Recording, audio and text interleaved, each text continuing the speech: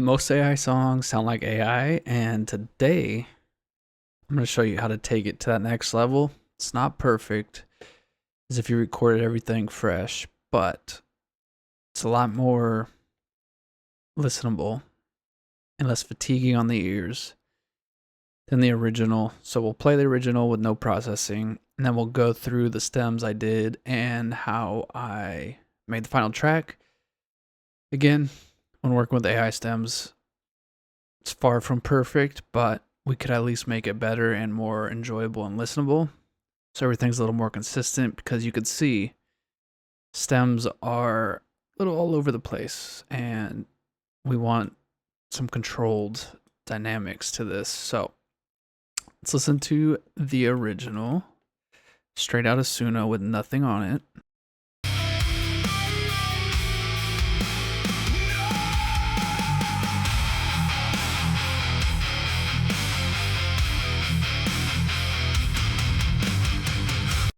So it's okay. It's a Suno song, right? You can black out the sun, but I'll stand in the wreckage. You can see it starts kind of doing its AI drift, and that's, you really want to be under 4 minutes for the AI to be more consistent, less drifting, but it's fine. The song we wrote is that long and it has that many sections, so it's the gamble we're working with. So that is the original. Let's put the mastering on and listen to the final. We'll play the same section, so it's probably gonna be a lot louder. I carry the fire. I won't let it die. I've been through the darkness. Now I light up the sky. You can break my body. A little more open, a little more breathing room. Still kind of has that Suno sound, but we did clean up a lot of the ear fatigue hissing of it. So let's go into the stems and break it down. So we started with the vocal, the drum kit, synth, guitar, and bass. Okay, those were the things. And I want the lead to be more present and full. So the first thing I do is I usually duplicate the vocal and then kind of process it heavily and then tuck it way back in the mix. So if we listen to this one,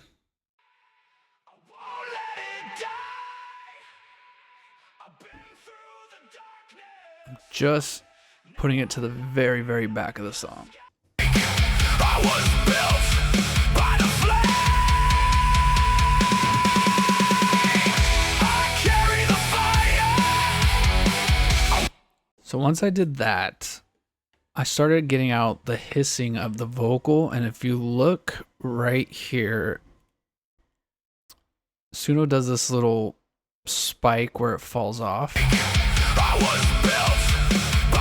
So like spikes frequencies, and then it just ends its frequency range. And I like to just round that off and then re-add that in with reverbs and processing and stuff. So kind of round it off. Contains it a little more, and then we also have a multi-band, really just controlling that, because Suno gets weird with the hissing and the sibilants, the S's, the T's, the sh. I was built by the flame. Cool. Vocals are dialed in. And now the drums. So open them. So I had the vocals done. Then I went into the drums and I wanted them a little more punchy. Again, has the same thing here. Has that little ramp, falls off. So we're controlling that again. Just that alone is going to save your listeners' ears a lot, because that and every single track is just like, it's not good. So again, keep cutting it off, and then we will put it back with some processing. So Did a little drum bus, some crunch, some boom, really minimal.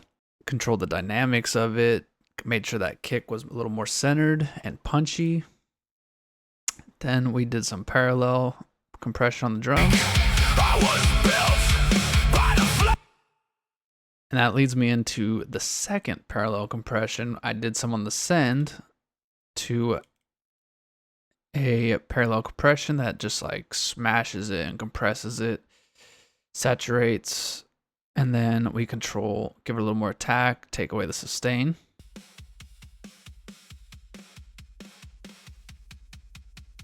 And we're just layering that in to the stem to get a little more thick and full with new frequencies, because if you listen,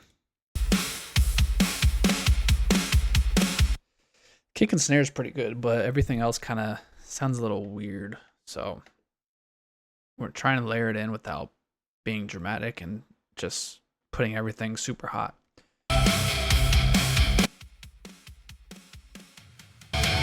This is for the beaten. Okay, then that gets us to the instruments where we have our guitar. If I turn this thickness off,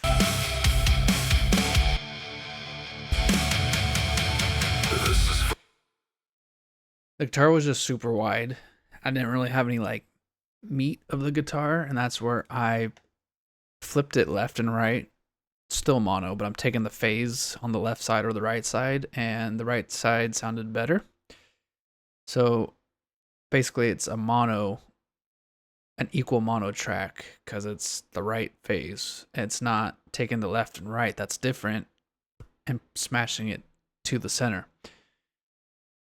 So that gave me the mono, had to get the mud out, some low end, and then I put some guitar rig on to like give it that amp and, you know, just normal guitar effects back onto the guitar to make it more unique. And I'm not changing the whole thing. I'm just, again, layering it in and trying to fill out the song to hide and mask and give it a more full mix and master, because Suno, it's not perfect. Has that weird sounding stems. Just the imaging, the balance, everything, right? So we're just enhancing it. And then we gotta control it a little bit, because the stem is all over the place. We want it more consistent. Once I had the thickness going, then I, pull it in.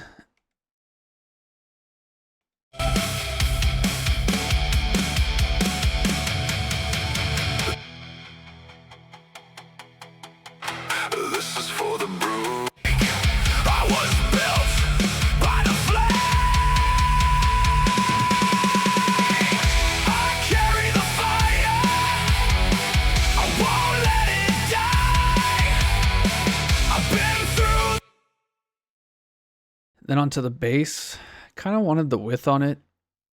Just wanted to control it a little bit, so I pulled it in a little bit, made sure that at least the bass actual sub part of it was mono. A little bit of saturation, just clean up a little bit of the low end, a little bit of the high end, and then again controlling it. And you can see we're really just controlling the bass part. We're letting the high end just do whatever it wants. It's gonna layer up into the guitar anyways, which we want, because without that it disappears. So that's all we're doing. The weight of.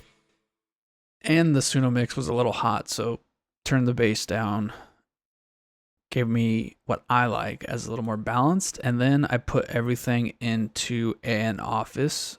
So the reverb and kind of sound, we're now like in a studio. And it's not much.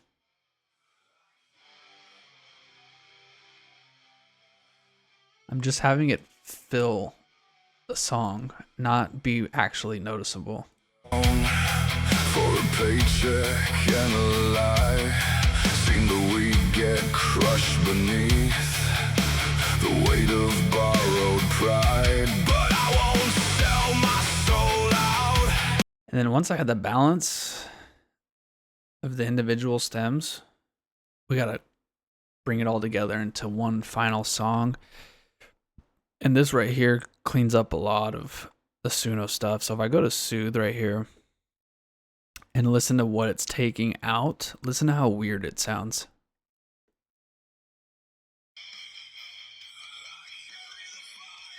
There is some good tones in there.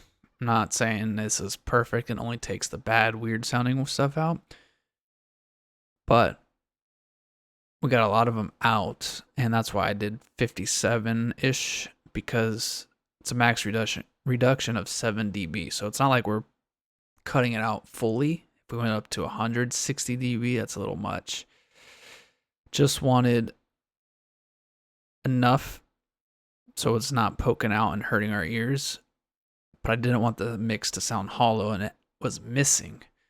So that's the key here, is just to turn down the resonance that are really strong and poking through.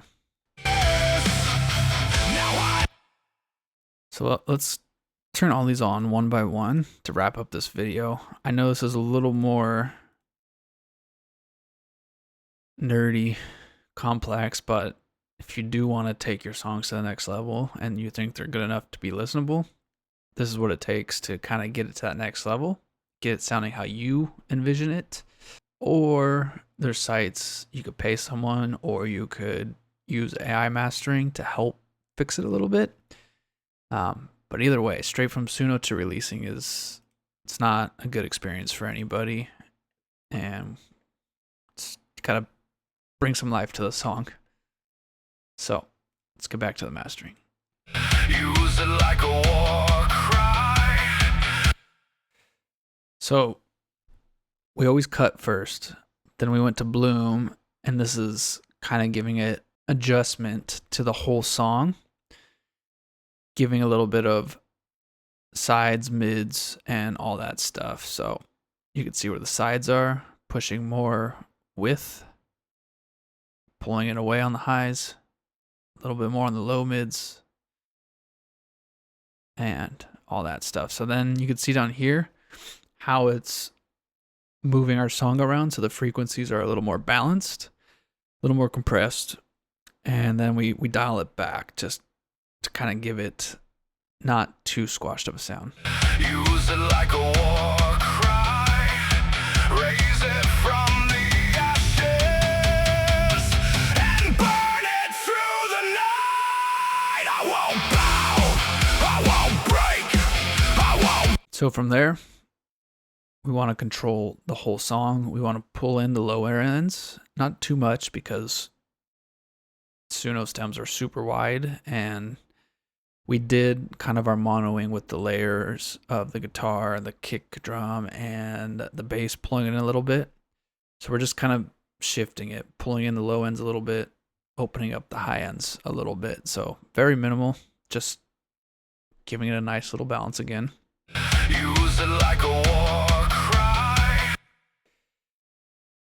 Then we're compressing the whole song as one, pulling it in, and it's not doing much. Use it like a war cry.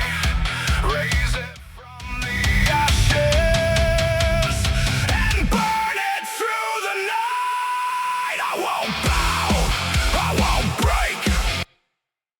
So basically, I'm just trying to tame it. There's some louder parts of the song, especially this back half. I want to tame it, so the compressor's probably not doing much in the beginning. I'm basically just trying to get the ending to not be so loud compared to the start of the song. Then I wanted to, because remember, we were cutting out all those little spikes from all the stems, basically some air, but it wasn't good air. It was like ear-piercing air, and then when it all stacks, you just have a giant spike of noise in your ear. Just subtly putting it back in, very minimal. The song didn't need too much. It actually sounded better when I took it away, because it's a more darker song anyways. Use it like a war cry. Then the last thing is, the song is still not leveled. I like a good clean master with no random spikes just poking out. So it's just basically 0-0. I turned it up a little bit just to have it clip a little bit more. But we're just shaving the tops of everything. Use it like a war cry. Raise it from the ashes and burn it through the night. So you can see as you pull it in, it's just squashing the sound. Obviously, we don't want it fully squashed. Use it like a war cry. Raise it from the ashes. Just trying to tame it without adding too much distortion. And then to give it that final push and again, kind of control the overall sound of the song and get it that final loudness. Put it at -2 dB here, true peaking on, and we use the modern alternative and just Use it like a war cry. gave us that final push. Use it like a war cry. Raise it from the. So besides the obvious volume changing, here's the before and after. Use it like a war cry. Raise it from the ashes and burn it through the night. I won't bow, I won't break, I won't run from the way. We're basically just controlling the song. It's a little harsh, a little loud. We're just pulling it together and be like, all right, y'all got to work as a song. Here is your final room to work with. Don't need any of you all to be louder than this. And then you have your final. Now I light up the sky. You can break my bones. Been through the darkness. You do. And there you have it. That is taking your normal Suno sound song, turning it into something more unique, something how you want it to sound and want to portray the instruments. Yes, I heard my And you can hear it now. Look at this. I carry the fire. I won't let it die. Okay, now let me turn this back on. Yes, I heard my own heart rise. I carry the fire. I won't let it die. I've been through the darkness. A little more muddy, and then that spike. I heard my It's a lot less contained. We still have it, and if it's annoying me, I'll go back through everything and start dialing it in even better. But it's fine. This is now somewhere where I would like to enjoy listening to it, and it's time to release it. So if this helped you out and you're trying to build your AI artist project, watch my other videos, and at the end of the day, we are creating, we're exploring, we're having fun. Do not have AI write 100 prompts and 100 song lyrics and then paste those 100 prompts and lyrics into Suno and then export 100 songs and then release 100 songs on Spotify. That's the AI slop everyone hates.